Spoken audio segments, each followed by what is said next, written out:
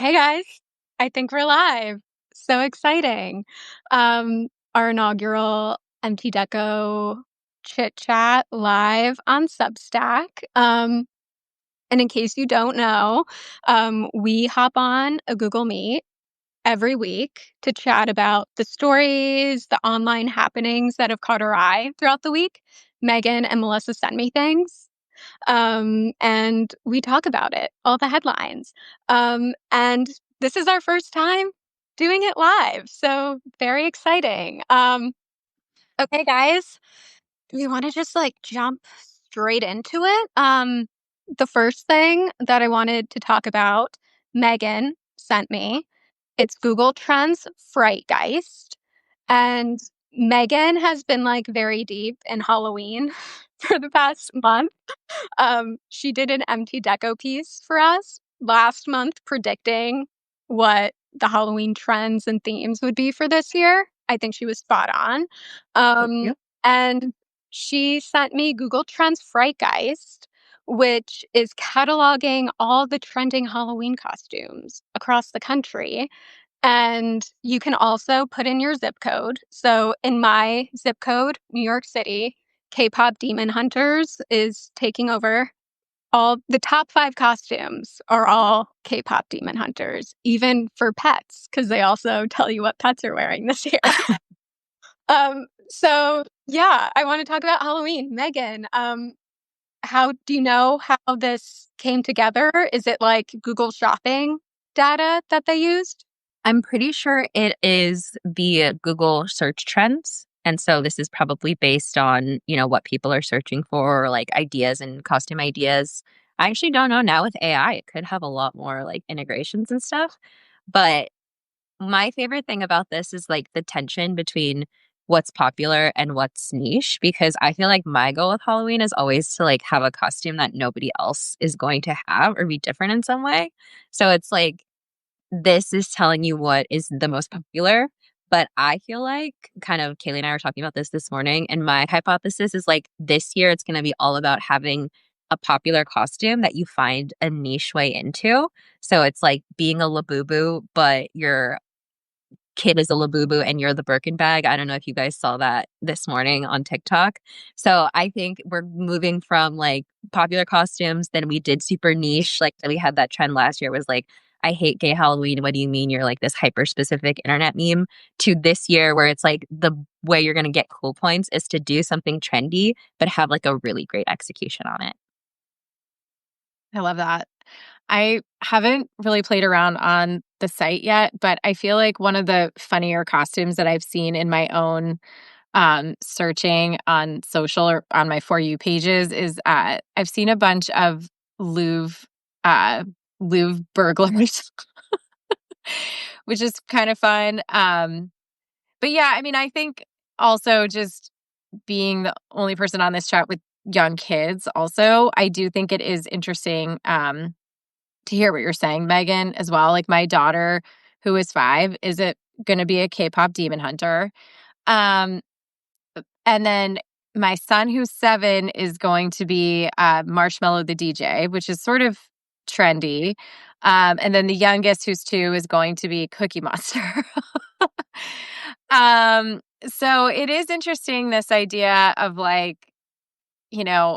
of the costumes and how they connect to culture. I mean, I think it's interesting also to even now go into Spirit, the Halloween store, and to see how creative some of these I don't know, fast food costumes, kind of not literal fast food, but fast made costumes. I would bet you, I actually wouldn't be surprised. It would be a fun fact to see if they have the Louvre burglar as a costume that they've turned into something already and whipped out in those little bags. I don't know. Well, I think this is also like a good way I've seen brands leaning into curation. Like I saw a video from a creator who was shopping on, I believe it was Dolls Kill, which is a Instagrammy, very girly pop fashion brand, fast fashion brand. And they were making pop culture costumes, and she got the Princess Diaries outfit, and it was just like a floral dress, but it was like the right silhouette and headphones, and she bought that on that website, and it was clear that they had just like had someone be like, we should bundle some of these things and sell them as costumes. So I think this is also like an area where people are looking for like some guide and curation around like how can I execute super well, because like the bar is up here because they're watching all of this on the online, but then you actually have to go and execute. Some of these What? costumes are so random too. Sorry, I keep going. I'm just looking at the Fright Guy site. No, I was gonna when I was prepping for this conversation, I was talking to my sister. And Older or she younger? younger. She's 3 years younger than me. So I'm technically a Gen Z, but I really tell people I'm a Zillennial because I'm the oldest Gen Z. She is like very Gen Z. Like she's 3 years younger than me. She's very online too. Hmm. But she doesn't work in social or digital. So like she's in it for the love of the game. She's not like looking for trends, Yeah. like I am. But she is telling me hers hits on fan fiction, which Megan, you've also written about for us recently. I don't know if you guys have seen this on your TikTok feeds, but obviously we have Mean Girls, Regina George. And then we have Diary of a Wimpy Kid. And the older brother, Roderick, is like this goth cool guy. And he's like kind of like white boy of the month on TikTok a little bit, even though that movie is like 10 years old. He's coming back and people are shipping him with Regina George. And my sister and her boyfriend are going as Regina George and Roderick from Diary of a Wimpy Kid. And they're dressing up as a TikTok ship for Halloween this year. That is so I love niche. that. Oh my I god. love that. I know. It's so funny. And then she was telling me like, I was like, oh, I got like one video of that. And I was like, oh, that's weird. I wouldn't have put that combination together. Um, and she was like, oh, you don't even know. And then she's like, took me down this whole fanfic rabbit hole on TikTok where people are like Travis Kelsey with like random character from Pretty Little Liars. And Oh my god. it's so funny. We're in the remix era. Exactly.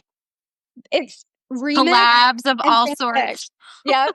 I'm curious, where are they going to wear this costume? I believe they're just like going out to like clubs in New Yeah. York City as Yeah. this costume. So, and I also think part of it is they neither of them wanted to like buy a costume. So they're like, oh, what's something we can just do with things we have in our closet? Yeah. I love I that. like it. Okay, so speaking of TikTok, My favorite. and virals, Group 7. I'm a member of Group 7. I was brought in on Tuesday of this Hmm. week. Yep. Very exciting. Megan, you just did a little mini write-up on Yep. Group 7. Are you in Group 7? Were you brought in? I was like, I'm part of the original crew that helped make Group 7 what it is. So Yeah. put some respect on my name. Melissa, what about you? Are you in Group 7? I don't know. Which means probably not. If Okay, you so don't know, then you're not in Group 7. Group But 7, Yeah. Is this like Fight Club? Like what's happening? okay, let's do some it's not clear. like Fight Club. Um, That's so the headline of this video. Group 7, it's not Fight Club. Okay, so here's the background if you don't know. Um, this musician, Sophie, she was like, I have a new song coming out. She said she was like kind of lost. She didn't know what to do. Um, and she said she saw a video where somebody said you have to bully the TikTok algorithm into promoting your work. So she decided to like do a social experiment and she made 7 identical videos, just like direct to camera, her music in the background. And she just said, if you're seeing this video, you're group 1. The next one, if you're seeing this video, you're group 2, and so on. And then for some reason, group 7, the final video in her series, went crazy viral. Wow. Oh my God, Yeah. how fun. Oh my Yeah. gosh. Crazy viral. I actually didn't even I saw Madeline Klein, who's on Outer Banks, movie star. She posted a video on Tuesday and was like it was like a vlog, and she's like life in group 7, and it was like a vlog of her day. And I was like, what is that? And then I scrolled to the next video and I was inducted into group 7. Oh, Um and it's like the other groups are like very Okay. quiet. I have to Yeah, jump in they here get go. because I have more context seeing as I joined group 7 on Friday. So my Yeah, claim to way fame, ahead of me. I joined like within 2 hours of the video going up. So I was there. And so this was the behavior that happened. I saw this video, you're in group 7. I looked at the comments and it was like everyone being like, group 7, we love group 7, group 7's the best. And then I was like, okay, well, what are the other groups like? I went to her page. oh no. All the other videos had not as many views, like none. And if they did have comments, it was people in group 7 being like, see, we're so much better than group 1. So like there were never other groups. Like 1, 2, 6 never really existed. They never really had a chance to form before group 7 did. So you're kind of in group 7 or you're not. It's not really like, and I think that's part of why this has stayed positive as opposed to become like a weird culty thing. Cause that was what I was worried about. Cause like there was already a lot of like, we hate everybody else happening that I was like, whoa guys, like be pro, not anti. But so yeah, I feel like over the weekend, there was a lot of people like me who honestly just spend too much time online who are like, sure, I'll run with this bit. I've got nothing else going on. And then Yeah. everyone just started doing it. And then it seems like it just was a viral sensation. But I think it was like a group of weirdos who decided to commit to the bit and then just like made it a joke. So the question is, okay, hilarious. A. B, what is the takeaway of this for a creator or for a brand? I Yeah, will you're say gonna we ask have a that creator. I was because going to say, it's go in the ahead. cool shiny culture write-up that I did of what the takeaway is here. I Okay. think the big takeaway, the macro takeaway is like she knew what to do with the algorithm, right? Like she took concepts that were working, even like the idea of like if you're seeing this video, that is a hook that's like known on TikTok. Often it's used for tarot card readings where people are like, if you're seeing this and like 777 means something, stay. I have a message for you, right? But she was doing that with something that seemed like kind of making fun of that whole thing. And like there was no barrier to entry other than having to see the video. And I think that people are just so hungry for belonging and connection and community right now. We've talked about this a lot with like the trends recovery and cool shiny. There's one where it's I'm not going to try to say it in German, but they're eating pudding with a fork. So they're essentially gathering, like people will be like, gather here at this park, we're going to eat pudding with a fork. And everyone brings their pudding and a fork and eats pudding. And the point is just to be doing something ridiculous with everybody at the same time. In the States, we're having a lot of lookalike contests, like whether that's celebrities. I saw one for a dog the other day online. So I think people are just looking for free, ridiculous, lighthearted reasons to gather and talk about ways that we're more alike than we are different. And I think that she really struck a chord with that. And I think in terms of like replicating the success, it is not to kind of like take this group strategy and replicate it, but to think, how can you create a moment that feels like people coming together, like around something that just is light and positive. And also, I have to add, her song's actually pretty good. I don't think that this would have worked if it wasn't. It's not like the trend has transcended her song, but I do think that there was a period, like on Sunday ish, where people were realizing that the group 7 thing was a marketing ploy. But because people liked her and her vibe and her song, they were It's kind of okay sweet. with it. So like Yeah, I it's kind of sad. saw that tipping where I was like, people are figuring it out. And then, but they're like, but it's cool though. Let's support Sophie for bringing us all, or Sophia for bringing us all together. And so, but that it could have gone the other way, where people were like, this is just a marketing tactic. This girl sucks. We hate her. And it has gone that way before. So I think her art and her intention being good, I think was also key to this taking off the way it did. Because I think if it lacked the authenticity at that moment on Sunday, it would have died. I love that assessment. I was and that idea of like trying to find belonging and gathering. I was just going to also add that we are in this era right now of also like mystery and like solving something and like exclusivity and like you're either in the know or you're not. Obviously Taylor Swift and her Easter eggs, it's like a whole thing. And so I feel like whether intentionally or not, that's what this sort of tapped into as well. Like even as I joined this conversation, and this was intentional on my part because I knew that we were going to talk about this. I still didn't know what it was. So there's this like air of mystery where it like rises to the level of like, is this in the monoculture culture or not? And so it reminds me of like the 6-7 thing that's also going around, the 6-7. Like I still don't quite know what that means. Because it doesn't mean anything. Yeah. Like, Right. and that's the thing. Like, I feel like I look it up. I've done this a few times where I've looked it up and been like, got to the origin source and like, okay, Yeah. I get it. And then like, I'd be like, that's dumb. It doesn't mean anything.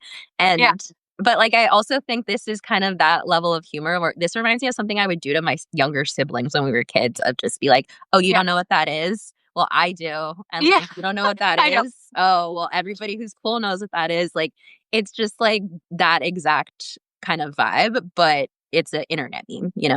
Totally. Well, I think what I would just say is that like, yes, for sure on the community element, look for something to create a moment to gather around.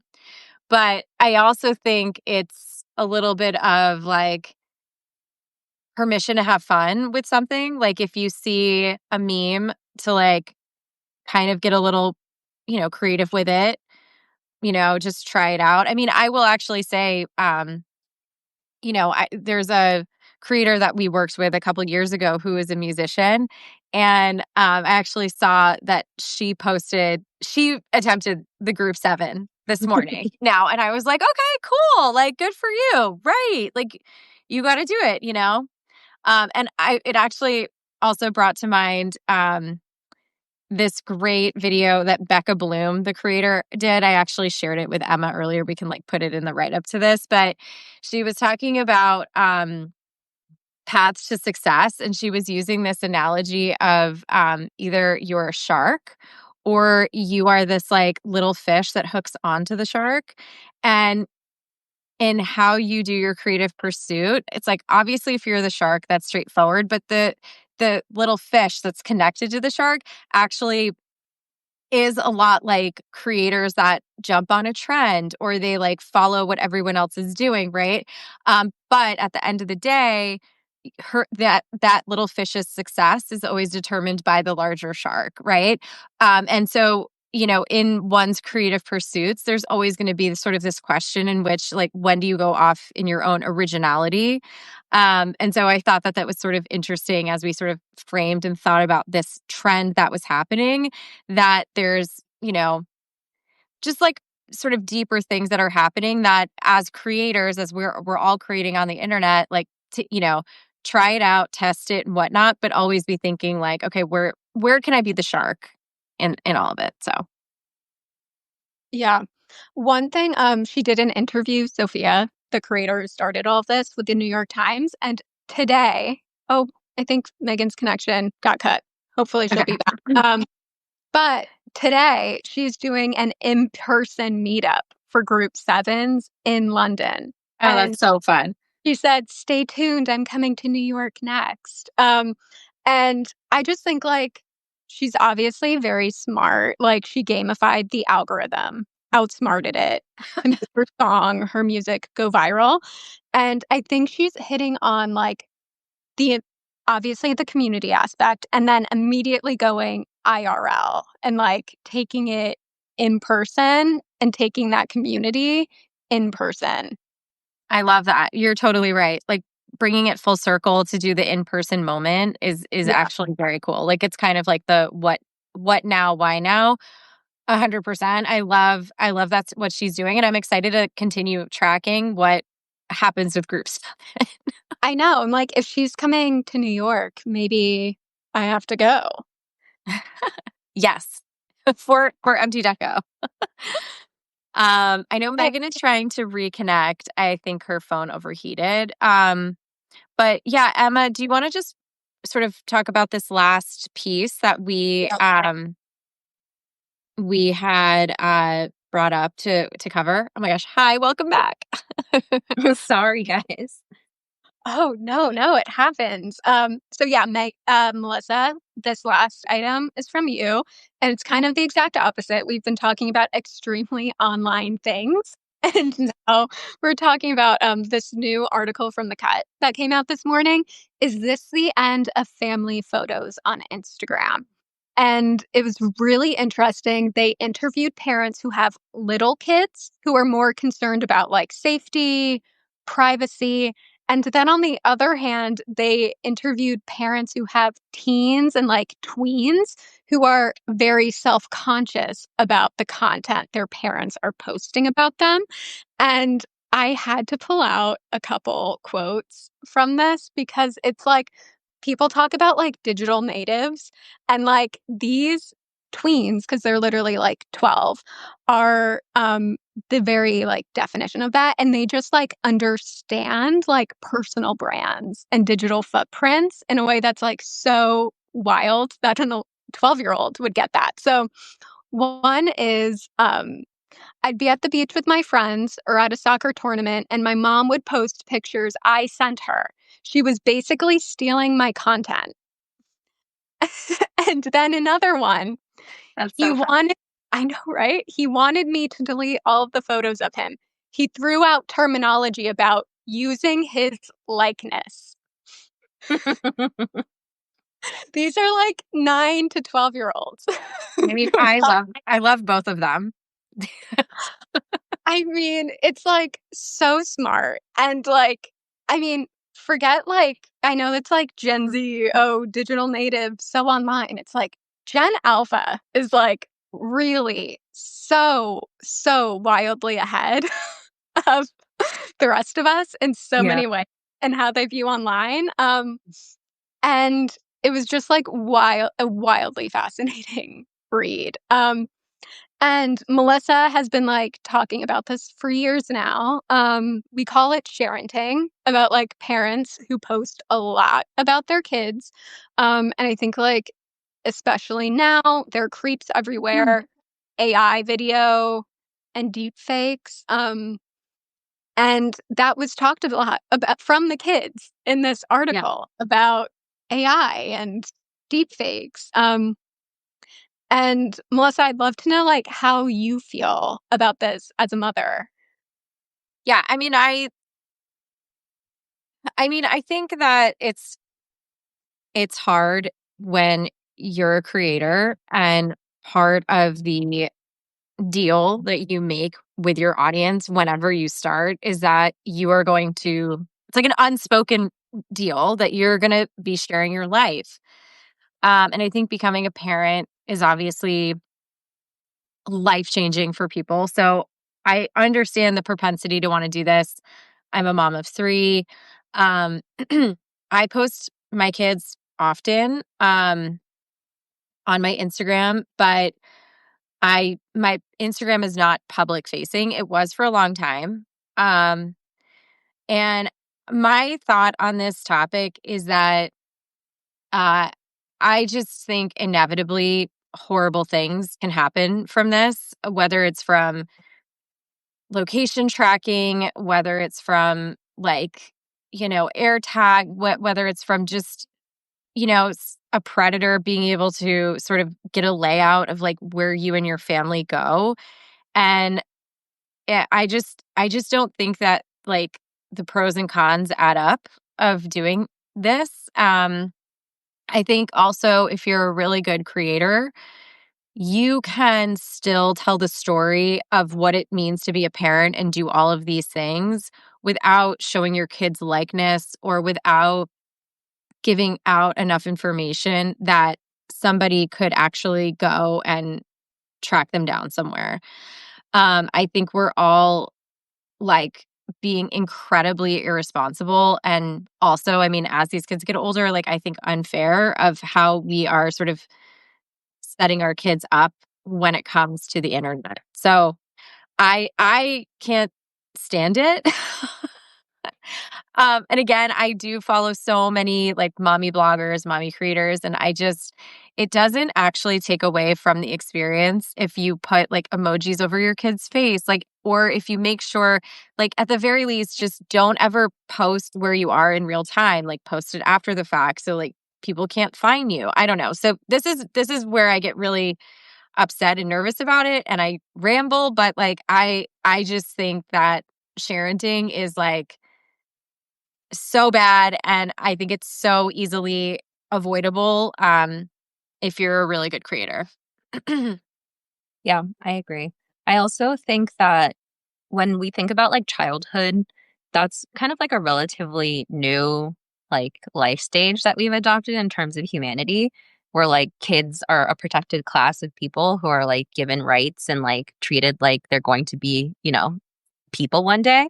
And I think we're seeing like a shift around just like how we deal with kids and technology and boundaries in general of like should the internet really even be something that kids are exposed to from birth essentially. And I think the answer is somewhere in between. I think there is a such thing as like good screen time versus bad screen time and like the right amount.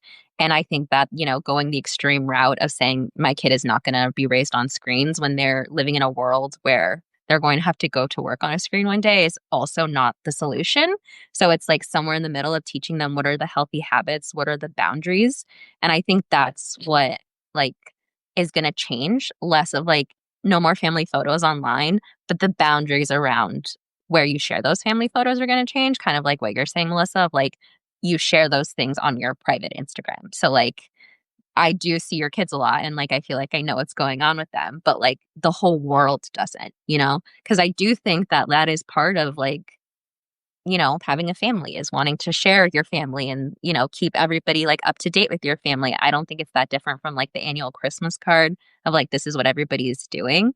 But I think there becomes a point where it's tipping over into exploitation of the kids. And that's where it gets problematic. Well, I totally. And I think that like in the evolution of social media where, we've all been on this journey where, Facebook started and I mean, I was in college when Facebook started and we've all been bumbling along on what this is, right? Because it started and it was like at the age that I was at, pictures were shareable, right? Like you're in college, you still had a sense of curation.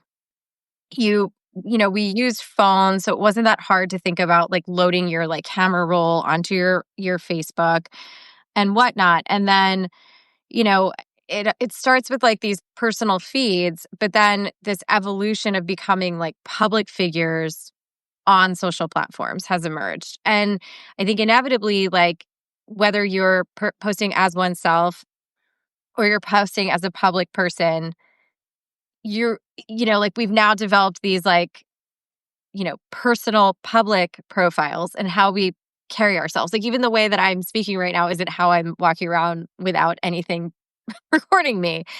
So there's all these sort of like multitudes of identities that we've created. And I mean, we were just on the call with a client and interesting because different platform, but we were talking about LinkedIn. And we were talking about this difference of like, do I connect with she's a public figure. So it's like, do I connect with everybody or do I have them follow me? And like, what's the difference? And I was sort of breaking down like, well, if you let somebody connect with you, that means like they're connected to you, like they know you. So like if someone else out in the internet looks at this person, they're going to see that there's like a personal association with you. And so you're by default like advocating for them and who they are by just being connected.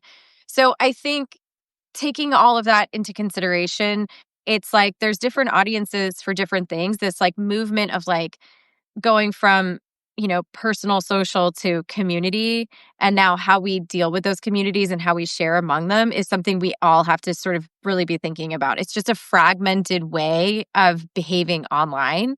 And I really think like, I mean, I can't say it enough. I am frightened for kids whose parents are just posting them everywhere. I just think that is insane. And I don't they're like I would love to have like an argument with somebody about it because it doesn't make sense in any way, shape, or form on like how how people do that, especially in like a public way. I don't know. So I think I that agree there's a things are changing. Yeah. I think there's a tendency to like, especially when you talk about like the founding of Facebook, like when we're sold all of these things and these innovations, it's the best case scenario, right? Like you'll be able to connect and you'll have friends all over the globe. And then working at a tech company, like has trained me to always think like, okay, what's the worst case scenario? Like anytime there's like, okay, you can draw something. First thing people are going to draw penises. And so it's like, you're like, okay, you just have to like, you have to put on a different brain than I think a lot of people are actually using when like because they're just like this is my kid, they're cute,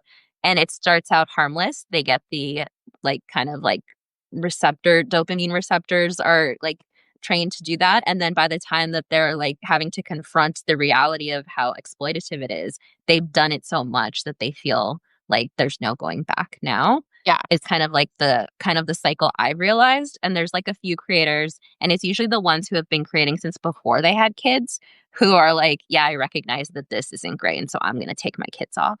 Yeah. Like Aspen Obard is one who I followed. And to be honest, I find her more interesting now as a lifestyle creator now that because I don't have kids. So like as much as I like hearing updates on her kids, it's like it's not as interesting to me to watch you feed them, you know, as it is to watch you go shopping.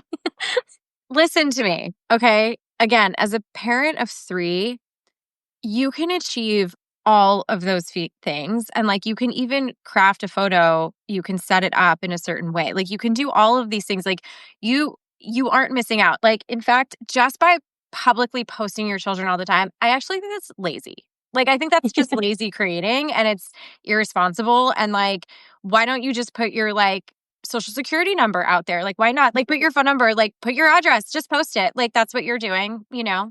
I don't know. It's like the lazy, like show me a creator who is like thoughtful and like even be thoughtful about how you share your kids. Like if you are to choose something, like be thoughtful about it. Like what is that value add? Like what are you giving to your audience that you're like it just seems like cheap likes. It's like Yeah. you're appealing to all of us emotionally. Like that's not okay. Like great.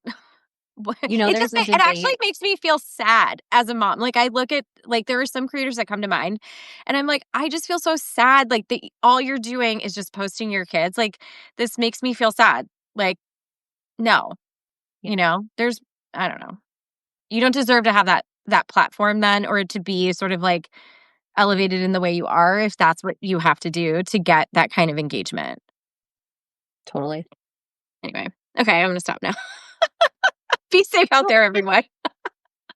Yeah, I mean, Megan, I follow Aspen too. I also feel like it adds an air of mystery to her. She's not public about her children or her relationship. And it's interesting. She's an interesting enough person that she has other things outside those Yeah. relationships going on in her life that make me Yes. follow her. Yeah. And it's just nice and refreshing not knowing everything about Like a public figure. Lauren Bostic, she Yeah. isn't she if you follow her like it I feel like I have a full sense she's a mom of 3 like she's in her baby era right now for her infant but she will tell you first thing if you follow her content like there's private time with my family like there's a lot that you guys don't know and she just doesn't post it and I'm like I don't feel like I'm missing out at all. In fact, I appreciate that she's doing that because then it inspires me to do that to like protect, Yeah. but I I feel like think that sentiment is important for any person. Like, you know what I mean? Like, I think it's so obvious and easy to be like, oh, I have these children and this is whatever. But like, I actually think that applies to anyone who is like online, you know? I Yeah. also I mean, think this bodes well for my prediction that Apple is going to take over as the new social media with iMessage. Because I'm like in a group chat with my friend who has kids, and it's like her family and like a few friends, and that's where she shares updates on her daughter. And so it's like that, and we all use the reacts and hearts and likes and comments. And I'm like, this is exactly what we would be saying on Instagram, but instead we're having like this direct communication. And like I'm in this group chat with like a bunch of people I don't know, but we're all following the same toddler, you know? Yeah. Megan, you like hit that. You're totally right. I mean, the moms in this article whose tweens were mad at them said, it's my photo album. I use my Instagram as my photo album, and their aunts and their uncles and their grandparents can follow along. And I think you're totally right that like the group message or the shared album is going to replace that. Yeah. And I think there are ways to do Yeah. that on Instagram too. Like, I know people who have private Instagrams for their kids and like Mhm. they only accept, like, even that makes me a little like icked out because I don't trust Facebook. But, you know, but like you could do that. And then that's cool for the kid of like when they're 18, you can hand that over to them and say, look, here's a account that's yours. Do what you want with it, but it's all your pictures from your life up until now. And like they can see their little memories every morning. That would be fun. I think that's cool. I've heard of people doing that even with email addresses for their kids. Yeah. They send it's like you set it up on Gmail. I know. Yeah, or if they like, claim their email or their handle early on and then you have it for them. I don't know. Things I haven't done. And I think that this also comes from like, I think for millennials, there was such like a like wonderkin trend when we were young of like the youngest ever, and this person's only like 12 and they've done this. Like I'm thinking of like Tavi Gevinson and like all of these people who were so young. And there was kind of a joke of like, well, if my parents had signed me up for gymnastics when I was 3, I would be a star. And like, why didn't you make me do this? Why didn't you make me work harder, A mom? That I think a lot 100%. of millennials feel specifically. So I think that this is a little bit of like generational trauma of like, I'm going to set you up with all of the things that I wish my mom did for me so that like you can go be a star. Um, oh my God, that is like speaking to the heart of like my being. You know what else? It's so funny just because I am, parent right now and there are certain things that And like forever. and forever. Yes, I am a parent right now. But there are certain things that I tend to like my husband and I have both sort of been like, this is the thing that we really want to make sure we like imbue in the kids. And so we each have certain things. And so Jeff's is skiing and he's like, they will ski from like the minute they can walk. Right. So whatever. So we are all in support of that. I have two. Mine is one, music. I was a instrument kid in, elementary and high school. I played the clarinet. I was all state and I loved it, but I was always, to your point, Megan, like envious of the kids in elementary school who played the string instruments and they got to have their own special recital and the string instruments just seemed so like cool and separate and it was orchestra, not band. It was like this cool thing. So my kids are the two oldest are in ukulele and it's to learn how to play the guitar to the point that it's like they know how to do it like it's a second language whether or not they want to actually pursue it, but they can pick it up and they can strum anything.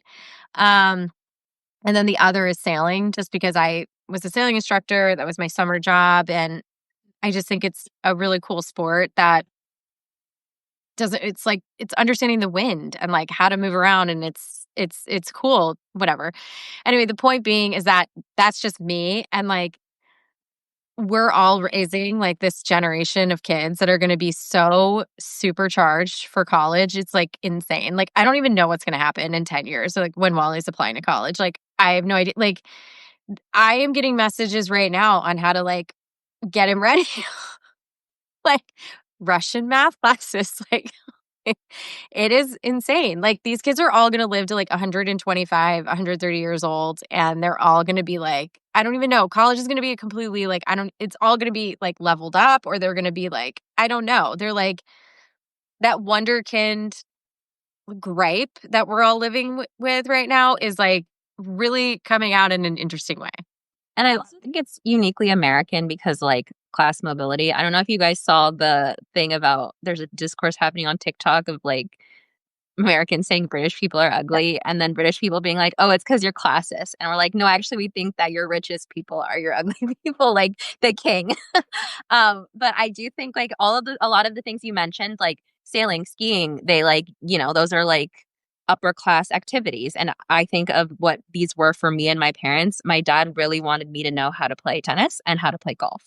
And like, I like those are both also like sports that you need to like exist in more upper crust circles. And so I feel like that's also like a uniquely American thing of like, I want to arm you with tools so that you can transcend the class status you were born into and be as successful as possible and not be limited by like what I did, you know?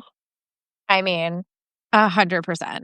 It's so funny that you say that. I feel like I'm getting all these, of course, this is like the era I'm in. So it's like what Yeah. kind of content is being fed to me. And um, there was some meme that was like, I think it was talking about, I don't know if it was, I want to say it was like maybe wealthy families versus like middle class.